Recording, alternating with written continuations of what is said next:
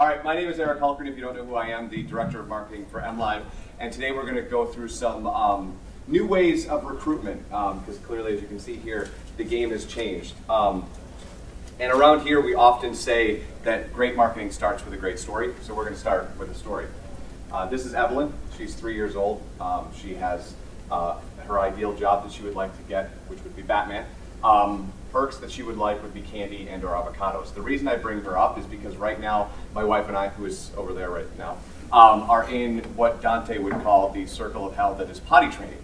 And if you haven't had a toddler, potty training is this thing where you teach them to go to the bathroom by bribing them with candy and then go to the dentist when they have a cavity. So we're currently in that feedback loop.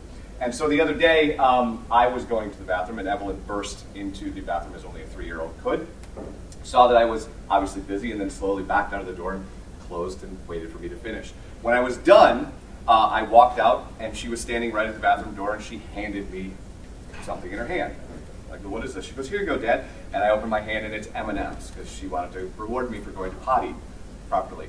The smile on my face probably made little to no sense to her, but the point of that story is that sometimes the best job is the one that you don't even know you're applying for. So as we talk about recruitment today, kind of keep that in mind as we go to a little bit more of a cautionary tale.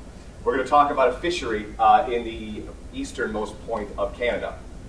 And in 1991, ecologists came in and they said, hey look, the way you're fishing and what you're fishing for are doing tremendous damage to the ecosystem. And if you don't change, terrible things are going to happen to this part of your country. So these people responded by saying, hey look, there are 35,000 people that work here in the fishery. 100,000 other people that are connected to ancillary industries. We have to protect these jobs at all costs. So we appreciate your advice, but no thanks. 12 months later, 99% of the fish were either fished out or dead, and all 135,000 people obviously lost their jobs because there's no more fishery. The reason I tell this story is because it's a bit of the chaos theory, or you might know as the butterfly effect. Now, I'm fully aware that that is not a butterfly, that is Mothra, but I find Mothra to be way scarier than a butterfly, so I swapped it out. In chaos theory, that would be called a bifurcation. And a bifurcation in chaos theory is that moment or outlier that indicates that change is coming. And the reason that we continue to do these mornings at MLive is because we're currently in a very large bifurcation that we know as the consumer internet. This is a map of the consumer internet. And if you're recruiting currently, somewhere in this map is your job, and somewhere in this map is somebody who should be taking that job. So the whole point of today is to talk about how we kind of map them together and get them to meet. One of the ways that's made it a little bit easier is what we call the social web, which started with Friendster, moved to MySpace, MySpace moved to Facebook, Facebook moved to Twitter and Instagram seemingly at the same time. We're messing around a little bit now with Snapchat, and more currently Meerkat, which we're streaming on right now. But before we talk about how we can use this for recruitment, we have to go back a little bit.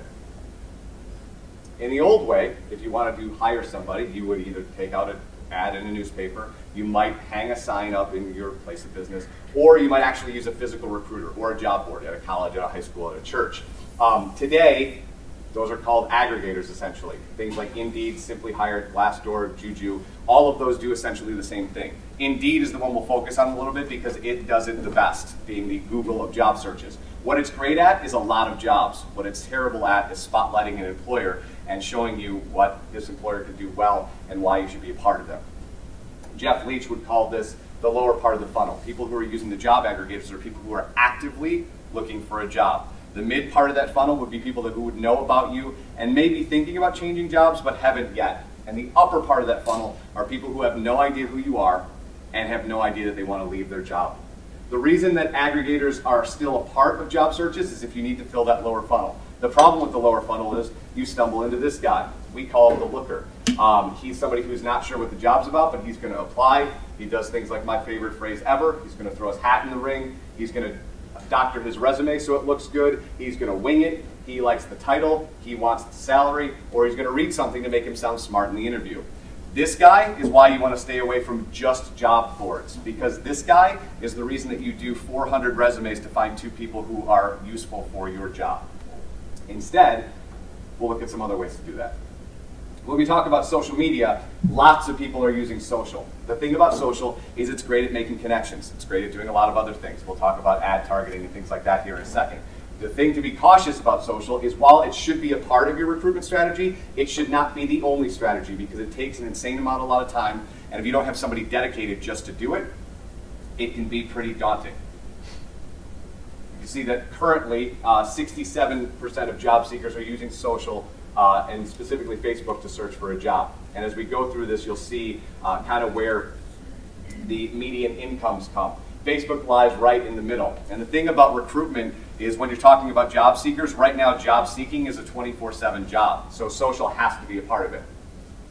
Twitter, same thing. 45% of them using it to find jobs. This is where the highest level of lower income will show up because it's the lower end of the, higher end of the millennials, lower end of people above the millennials. So Twitter is the younger end of people using this to search for jobs. Facebook lies in the middle. And of course, LinkedIn will be on the upper end, which we'll see in a second. One of the things about social that's really important and why I like to talk about social specifically with recruitment is as much as you're going to use social to find people, they're going to use social to find out about you. So if your social doesn't reflect what your company is about, you need to adjust that. They're going to look and make sure that your culture matches, that your thought leadership matches, and that you are authentic. Especially when you're dealing with millennials, authenticity is a big, big deal. 62% are going to check you out on social, and they're going to make sure that what you're selling them is absolutely true. And the one thing you need to avoid here at all costs is my golden rule of social for anything you're doing on social. Make sure that if you're on Twitter, Instagram, and LinkedIn, and Facebook, that it's not the same piece of content across all four. Because millennials specifically are going to see that and know that you're just doing social. You're not actually authentically engaged in each one of the platforms because they're different. Enter Career Builder, Monster, and specifically LinkedIn, which is one we use a lot here. In 2014, 79% of recruiters that use LinkedIn were able to fill a position using just LinkedIn. 94% of them use it as a platform. The cautionary tale here is that on the user end, only 14% of people who have LinkedIn profiles use them actively. And when you look at this graph, you can see we're dealing with a higher level of income of people who probably don't do social a lot. So if you're going to use LinkedIn, you're going to have to add some other things into it because this can't be the only thing you do since they're not checking it as often as they do Facebook or Twitter or whatever. When you get into social and you get into digital, you can talk about ad targeting. And the reason we talk about ad targeting is because it's a very easy way for you to find specific people in specific places using specific devices. So here, the ROI on the right-hand side is obviously the candidate. So we're going to use the person that we target, gather data about them, where did they go on the web, what are they doing on the web, and how can I use that to figure out if they're a fit for my culture, and then hopefully cut down on the amount of interviews that you're doing and the amount of people that you have to talk to get a key candidate. Specifically focusing on millennials for a second, the reason this is important is because when you're doing things like job fairs, and when I talk about job fairs, I don't mean setting off a tablecloth and handing out pamphlets. That's not a job fair. Because if you were on the other end of that, you would never want to apply for that job. I mean, when going into a job fair with an actual strategy, millennials are a great source to target, both before and afterwards. Here we talk a lot about the after messaging. So when they come to this job fair and they have an interaction with you, what are you going to do afterwards? Well, retargeting can help you do that. And why is that important? Well, because when we're talking about millennials who have been recently surveyed as early as January of this year, they will report that these devices that they're currently holding in their hand mean more to them than this. So if they would rather tweet, Facebook, or jump on Instagram or search for jobs than they would brush their teeth, we have to make sure that that stuff is up to snuff. One of the other devices that we use here that I love because it really shows the reason why job aggregators are not a great single strategy to do is called Wanted Analytics. So what you're looking at right now is a map of the United States that shows all of the open engineering jobs in the country. And we picked engineering because it kind of shows a wide swath of openings. And from left to right, you can see easier to fill jobs versus harder to fill jobs. And to make that a little bit more granular, we'll dig into Grand Rapids. So this is current as of March. There were 13,000 engineering jobs available in Grand Rapids. And of those 13,000 jobs, if we wanted to fill one of them, we could just go on a job board. It would cost us X amount of dollars to place that ad. And then how many days would it take for us to fill? Because we're thinking, okay, it's a job board. There's 13,000 jobs. This should be pretty easy. It's going to take us nearly 70 days to fill that job. There has to be a more efficient way to do that. And how many people are we going to interview in 68 days? Nikki Gunderson, who's our recruitment expert, would love to do 68 days worth of interviews for a single position, right? It's not an efficient way to do it. There's got to be a better way. So if you want to find that person in the middle, that new rock star candidate, enter this thing called passive recruitment. And the idea of passive recruitment is finding people that don't know that they want to leave yet and starting to converse with them. If we're going to talk about Gary Vaynerchuk, he has a theory called the jab, jab, jab, right hook. The right hook being the sell, the 3 jabs before it being free things. So things like mornings at MLive, where people could come in here and experience what's going on here and then start to have a conversation about what happens in the culture. That would be a jab. The right hook would be if we have an opening and let's say somebody in here fits that and we hire them, that would be passive recruitment. They would come in, have an interaction with us, and then later on we could recruit them. 51% of employed workers are either actively seeking or open to a new job. Depending on what studies you look at, that number can actually be 40% of that are what we would call passive job seekers. People who are in a job that are okay with what they're doing, but would be open to a new opportunity. And when we're talking about those people, we need to understand a little bit about what they're doing. 64% of people surveyed are planning on leaving their job in 1 to 5 years. If you're an employer, that should scare the crap out of you, because that's a lot of turnover to deal with. Where are they doing this? They're job seeking everywhere. So when I talk about ad targeting and retargeting, this is where it comes in. 43% of them are using a mobile device to engage in a job seeking activity. This is where it gets crazy. 27% of them are doing them right before they go to bed. 16 to 18%, depending on the survey you look at, do it while they're commuting, which should scare you if you're buying billboards because they're not looking at them. And then 18% of people that are looking for jobs do it on the can. So when those people come in for an interview, try not to shake their hands. When we're talking about mobile and job seekers, as a recruiter, there's a couple things to keep in mind. 27% of them want to be able to apply from their mobile device. And when you go back to talk about LinkedIn, this is one when I was playing around with LinkedIn, this is a part that kind of is annoying if you're turning in your resume. 11%, which I feel will get higher as more people adapt to applying for jobs there. 11% want to be able to apply just from LinkedIn. So that means when they go to LinkedIn, they want to send their resume straight from there. They don't want to go to your website and log in. Up here, 55% do not want to apply by logging in or giving you any data. They want to just be able to apply. 27%, like I said, from a mobile device. And then the optimization. 23% want to make sure that that interaction on their mobile device is optimized. And if you haven't been paying attention to Google, one of the things that they're doing is if your site is not optimized, they're putting a giant circle with a phone in the middle of it with a line through it. And as job seekers are going through and trying to find out if you're mobile optimized and they see that, they're going to skip right by you. 300.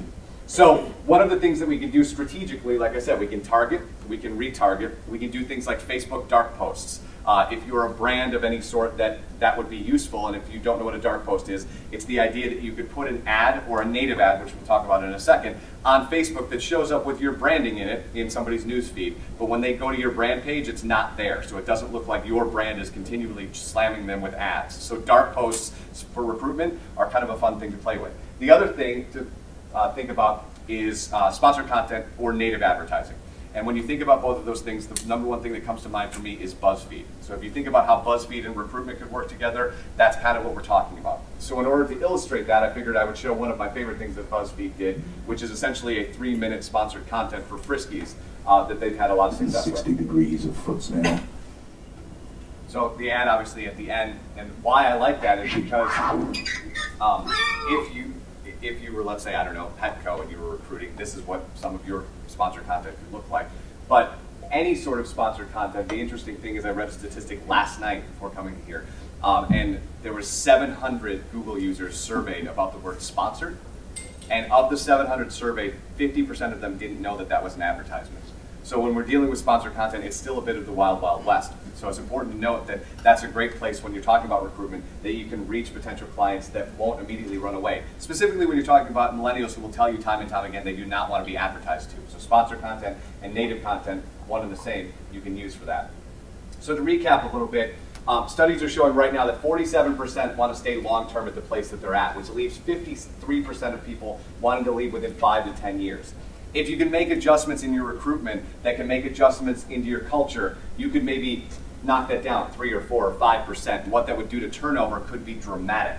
So how do you do that? We move out of, so it's numbered 1 through 5, we move out of the in. So this is when we're looking for somebody and we're in that panic mode to get somebody to sit in the seat so that we can say that it's filled. And we start living in the pre. So we do way more passive recruitment. Everybody that's part of your organization can do that for you. If they meet somebody at a networking event that they think would fit the culture, that is pre, that is passive recruitment. That's how you make sure that you keep happy employees and you're building culture and you're bringing people into the fold that fit with what you're trying to do. But when you find those people and you go, okay, we found this person doing passive recruitment and you want to bring them in and double check them, you got to figure out what sort of questions to ask them to make sure that they fit your culture. So Brett Christie's going to come up here for a second and talk a little bit about some of the questions that we've been using that we've had a lot of success with. So Brett. Thank you. All great marketing starts with a story. And 3 years ago, I really took the lead role in hiring most of our advertising teams. And at that time, 3 years ago, we were in rapid growth mode. We had openings all over the state, and there was a lot of people applying. And we did not have passive recruiting strategy in motion. We didn't know what it was, actually. And we needed to find great talent. So unless there was something completely wrong with someone's resume, we interviewed about everybody. So we're talking about hundreds of interviews in a very short period of time. And we learned a lot from them. So we interviewed a gentleman, and we had a new question. We had tested it about 6 times. We were really focusing on the art of the interview. How can we see someone's reality? How can we learn their real attitude and their real aptitude, you know, in most cases in 60 minutes worth of time. And so we had this new question we were testing out. It was, you have a marker wall behind you. Share with us, illustrate out, there's no rules to this. Illustrate something that you're passionate about. And we were starting to question, does this question work? Because 6 interviews in testing it, and we weren't getting good responses. And we interviewed a gentleman. He took that marker, and he hit the wall, and he drew a football field. And my immediate thought was, oh, okay, football, basic, common topic. It was nothing like that. He illustrated to us how much he was passionate about football because a core group of friends that he had grown up with who have all gone in their separate directions in professional life come together at that time of the year and they play. He talked about how that time of the year, fall, he breathes the air and sees the leaves and sees the football field. He talked about how it's a reminder at each point of the year about physical fitness and about his competitive mind state and how to stay on top of your game. He had took the marker from us immediately. You could see he lit up, jumped right up, and illustrated out with full confidence. That individual went on to be successful in sales in our company. He's currently a sales manager leading a team in one of our growth markets. It was a really great experience. So shortly after that, I was talking with the recruiter, and her question was, hey, how's it going? I said, great. We're formulating a lot of great interview strategies. Is it normal that we interview over 100 people to find about 5? That was the question, right? So that's what we started attacking. Now, as you build the machine stronger and you build a bigger team and you go to things like passive recruitment, as the team gets stronger and stronger, you build this whole performance-based culture. Things like referrals really start working because referrals are even stronger than they were yesterday. So it's been a really great experience as we've formulated some of these things in real life. But what I really wanted to share with all of you this morning is about 3 key takeaways that I've discovered over the course of interviewing that I think really does help us find amazing people. The first is a round of context. And what I've discovered about interviews, especially if you talk to anybody in today's world, everybody's so busy, right? And so you go in an interview, isn't it hard to disconnect? Your phone is buzzing at you, you've got undone projects, it's easy to prioritize an interview low, and so your mind is elsewhere. And you can't do that. Being in the moment and listening and being in that interview with everything you have is going to help you truly ascertain who the individual is that you're working with. The other thing I always try to keep in my mind is that this decision for our company is just as important to us as it is to that person, because this is a milestone change in their career. And if they're the type of person that is performance-based and true and real in performance, that's a super important thing. And the third thing I always keep in mind is to make it a really enjoyable experience. Because for every interview, that is about the deepest branding experience our company is impressing upon somebody that's going back out into the world. And so I think when we're thinking in those terms, the interview itself can really become meaningful.